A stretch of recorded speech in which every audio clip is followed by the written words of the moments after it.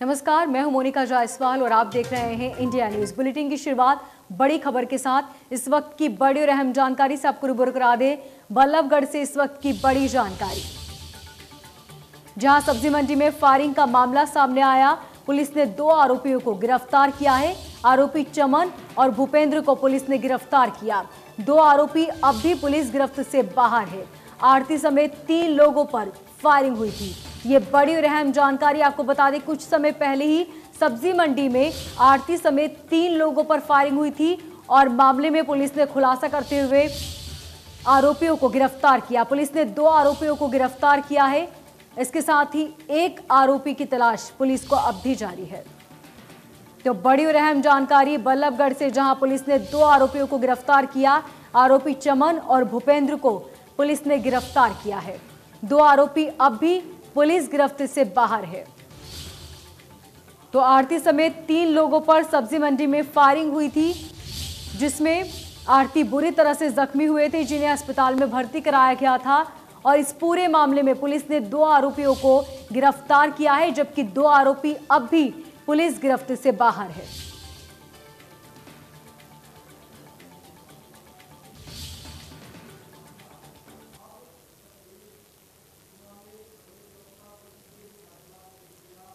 आपको बता दें, आरती समेत 3 लोगों पर फायरिंग की गई थी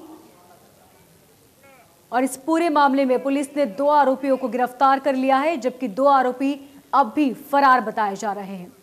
अब देखने वाली बात होगी कि 2 फरार आरोपियों को पुलिस कब तक गिरफ्तार कर पाती है और जो पकड़ाए 2 आरोपी हैं वो अपने बयान में क्या कुछ कहते हैं।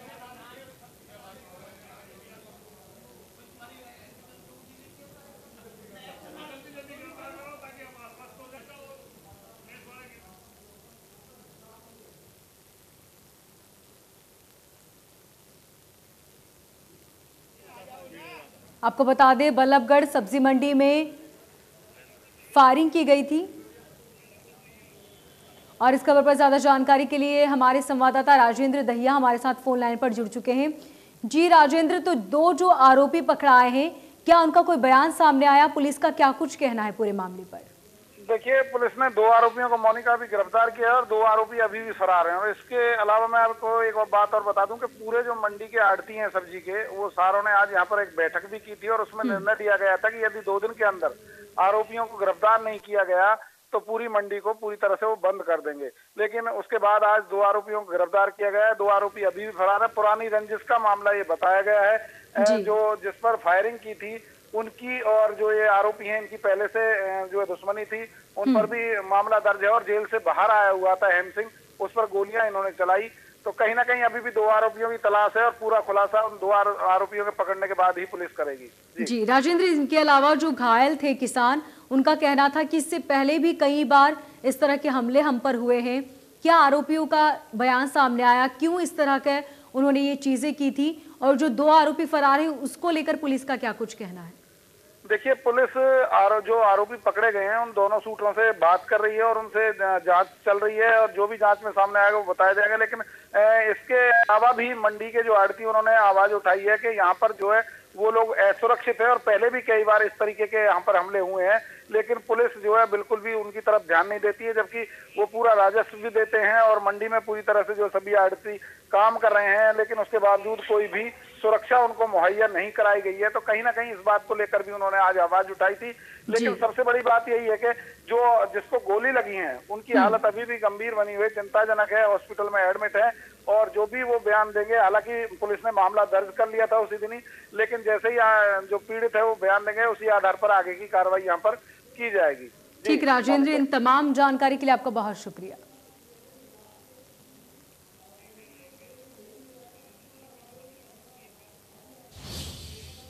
और चलिए एक और बड़ी खबर का रुख कर लेते हैं। फरीदाबाद से बड़ी जानकारी आपको बता दें, बल्लभगढ़ के बीडीपीओ प्रदीप कुमार को तिगांव खंड की जिम्मेदारी मिली है। बीडीपीओ प्रदीप कुमार संभालेंगे अब तिगांव ब्लॉक का चार्ज।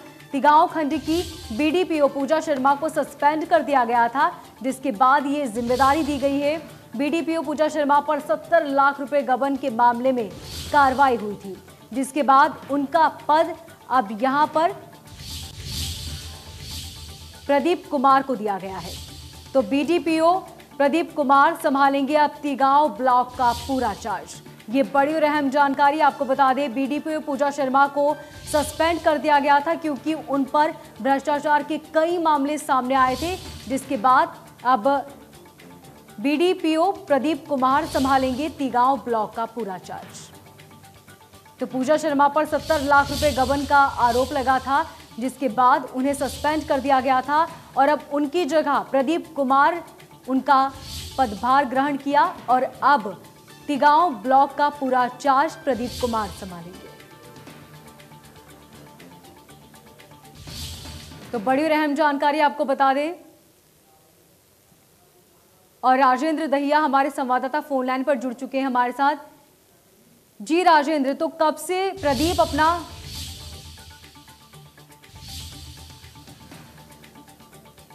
तो फरीदाबाद से इस वक्त की बड़ी और अहम जानकारी आपको बता दें, बल्लभगढ़ के बीडीपीओ प्रदीप कुमार अब संभालेंगे तिगांव ब्लॉक का पूरा चार्ज। और इस खबर पर ज्यादा जानकारी के लिए हमारे संवाददाता देवेंद्र कौशिक हमारे साथ जुड़ चुके हैं। जी देवेंद्र, तो पूजा शर्मा के सस्पेंड होने के बाद अब प्रदीप कुमार उन्होंने पदभार संभाल लिया है, कब से वो अपना चार्ज ग्रहण करेंगे और जिम्मेदारी संभालेंगे? बिल्कुल, देखिए मोनिका, अगर बात करें इसमें 70 लाख के गबन के मामले में पूजा शर्मा को सस्पेंड कर दिया गया है और सस्पेंड करने के साथ साथ में उससे पहले पूजा शर्मा, उसके भाई और पूर्व सरपंच और एक सस्पेंडेड ग्राम सचिव के खिलाफ में एफआईआर तक दर्ज कर दी गई थी। तो इसके बाद सरकार ने संज्ञान लिया। इंडिया न्यूज हरियाणा की खबर का एक बड़ा असर उस वक्त देखने को मिला था जब पूजा शर्मा को सस्पेंड किया गया था, लेकिन जब अब चूंकि जांच आगे बढ़ चुकी है और ऐसे में पूजा शर्मा को सस्पेंड कर दिया गया है, तो जांच के दौरान पुलिस को जो डॉक्यूमेंट्स चाहिए, जो रिकॉर्ड्स चाहिए, उसके लिए तिगांव जो खंड है, ब्लॉक है, अब वहां बल्लभगढ़ के बीडीपीओ प्रदीप कुमार को चार्ज सौंप दिया गया है। अब डीडीपीओ राकेश मोर की तरफ से आदेश जारी कर दिए गए हैं और जल्दी ही प्रदीप कुमार वहां का चार्ज संभाल लेंगे और जो रिकॉर्ड पुलिस को या डीडीपीओ कार्यालय को चाहिए, तो अब उनकी जिम्मेदारी होगी कि प्रदीप कुमार उन तमाम रिकॉर्ड्स को, जो गबन के मामले में रिकॉर्ड चाहिए थे, उन्हें देना उनकी जिम्मेदारी होगी। और हो सकता है संभवतः वो कल प्रदीप कुमार चार्ज संभाल लें और उसके बाद में वहां काम भी करना शुरू कर दें। जी देवेंद्र, तमाम जानकारी के लिए आपका बहुत शुक्रिया।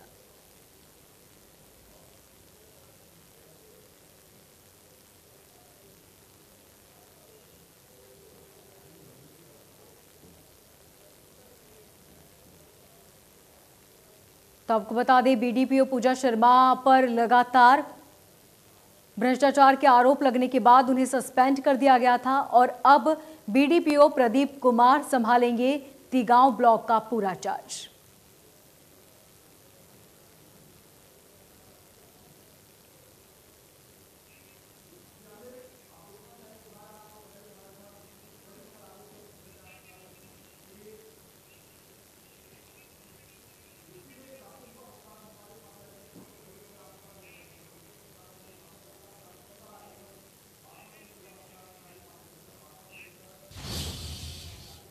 फरीदाबाद के गांव मजेड़ी में पिछले सरपंच का फ्रॉड का मामला अभी ठंडा भी नहीं पड़ा था कि गांव के कार्यवाहक सरपंच ने उससे भी बड़ा कारनामा कर दिखाया और करीब 20 करोड़ से ज्यादा की पेमेंट कर दी, जबकि काम अब भी आधा ही हुआ है।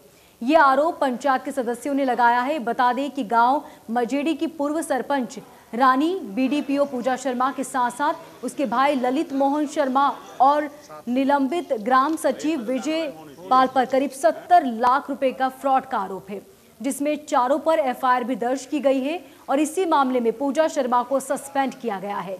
और अब इसी गांव से भ्रष्टाचार की एक और शिकायत आई। पंचायत सदस्यों ने आरोप लगाया कि दोनों पंचायतों ने मिलकर घोटाला किया है। सदस्यों ने इस बात के सबूत भी दिए हैं। आरोप है कि गांव में बनाई गई वाटिका और सरोवर का काम पूरा नहीं हुआ, लेकिन पूरी पेमेंट कर दी गई है। इसके अलावा लेटर के ऊपर ही लेटर डाल दिए गए, जहां लेटर की जरूरत नहीं थी वहां भी लेटर पर डाले गए हैं। इस तरह से सरकारी रुपयों का दुरुपयोग किया गया है। का पैसा निकाल लिया और ये काम कुछ भी नहीं हुआ। ये सबड़ा टूटा फूटा लेंटर गिर दिया और इसके सबड़े पैसे निकाल लिए। एक मंदिर पे राधा सरोवर बनाया, उसका भी पूरा काम नहीं हुआ, वो सबड़ा पैसा निकाल लिया और वो भी अधूरा ही है। और लेंटर पे लेंटर डाल दिए जहाँ पर साफ सुथरे लेंटर थे और लेंटर की जरूरत ही नहीं थी, वहाँ पर लेंटर पे लेंटर डाल दिए, हल्का माल डाल दिया। ऐसा 22 से 23 करोड़ रुपए इन 3 महीने से कम टाइम में निकल रही है। यार वो काम जैसा हुआ है वो मैंने आपको दिखाया है, विद एप्लीकेशन, विद प्रूफ मैंने ये दिखाए, पहले भी दिखाए, और एक एक ठेकेदार के नाम 7-7 करोड़ रुपए की बिलिंग है, विद प्रूफ दिखा रहा हूँ।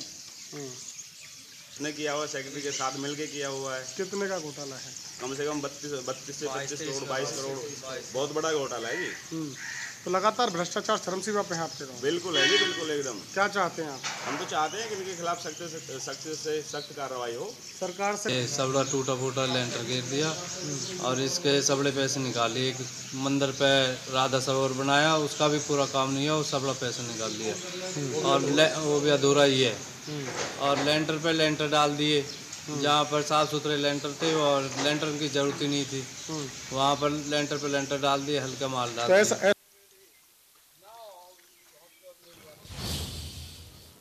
तिगांव से पूर्व विधायक ललित नागर की माताजी को श्रद्धांजलि देने पहुंचे राज्यसभा सांसद दीपेंद्र हुड्डा।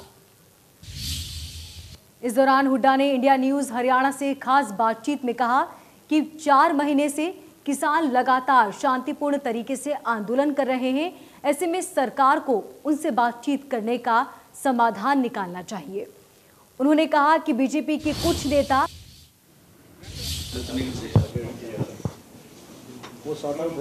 राज्यसभा सांसद दीपेंद्र हुड्डा फरीदाबाद पहुंचे हैं, उनसे बात कर लेते हैं। सर, किसान लगातार विरोध कर रहे हैं बीजेपी नेताओं का, गृह मंत्री कह रहे हैं कि पुतला वो फूंक लें लेकिन उनके कार्यक्रमों को ना रोकें, क्या कहेंगे? देखिए, मैं सरकार से ये आग्रह करना चाहता हूँ, सरकार पहले तो ये आत्ममंथन करे कि इतना भयंकर रोष सरकार के प्रति क्यों है। दूसरा, सत्ता स्थिति गंभीरता को समझे। भाजपा नेता हर दूसरे दिन किसानों के प्रति आपत्तिजनक शब्दों का प्रयोग करते हैं और इस आंदोलन को और किसान को ना सिर्फ खारिज करते हुए अपमानित करते हैं। ऐसा लगता है कि वो स्थिति को लेकर बिल्कुल गंभीर नहीं है या उनकी कोई और रणनीति है। तो स्थिति गंभीरता को समझे सरकार, किसानों को दोबारा बातचीत के रास्ते पे लाए, वार्ता का द्वार खोला जाए और उनकी मांगों को स्वीकार करते हुए इस गतिरोध को समाप्त करवाया जाए। ये सरकार का दायित्व है। इस समस्या का समाधान किसानों पे लाठी चलाने से नहीं निकलेगा। इस समस्या का समाधान किसानों के हक में कलम चलाने से निकलेगा। सूबे में जहां जाते हैं आप स्थानीय मुद्दों को खास तौर से उठाते हैं। या फरीदाबाद में नगर निगम के 200 करोड़ का घोटाला हो गया, जांच रिपोर्ट सरकार के पास है, ना FIR अधिकारियों के खिलाफ हुई और ना उनको अभी सस्पेंड तक भी नहीं किया गया है, क्या कहेंगे? पहले तो जो ये 200 करोड़ का फरीदाबाद नगर निगम में जो घोटाला हुआ है, ये हालांकि एक से बढ़कर एक घोटाले सरकारी कार्यकाल में रहे हैं। शराब घोटाले से लेकर, खनन से लेकर और धान घोटाले तक, रजिस्ट्री घोटाले से लेकर और ग्वालपाड़ी घोटाले तक। मगर ये सबसे ज़्यादा शर्मनाक घोटाला है, क्योंकि जनता की गाड़ी कमाई का पे टैक्स लगा के इकट्ठा किया गया पैसा, सत्ता के लोग सीधा वो पैसा अपनी तिजोरी भरने के लिए उसका इस्तेमाल करें, ये दिखा के कि जनता के लिए हम सड़क बनवा रहे हैं या कुछ काम कर रहे हैं और वो धरातल पे कुछ ना हो। इससे ज़्यादा शर्मनाक ये तो एक पिक्चरों के और बॉलीवुड के स्टाइल में किया गया घोटाला, मैं इसको ये कहूँगा। फरीदाबाद नगर निगम में इस तरह से जो घोटाला हुआ, पूरा हरियाणा इससे शर्मसार हुआ है। और हमारी मांग है कि निष्पक्ष जाँच हो। हालांकि हमें उम्मीद नहीं, निष्पक्ष जाँच तो अब देश में किसी स्तर पे नहीं बची, तो यहाँ पे क्या होगी। मगर वो निष्पक्ष जांच के फिर भी जैसी भी जांच हुई, सरकार ने अपने ही अफसर लगा के अपने ऊपर जांच कराई, मगर उन अफसरों की भी जो रिपोर्ट आई उस पर कार्रवाई से सरकार बच रही है। तो इससे पता चलता है कि ये जो घोटाला है, ये केवल इसमें कुछ लोगों के नाम जो आ रहे हैं, केवल वही नहीं, इसके तार दूर तक जुड़े हुए हैं।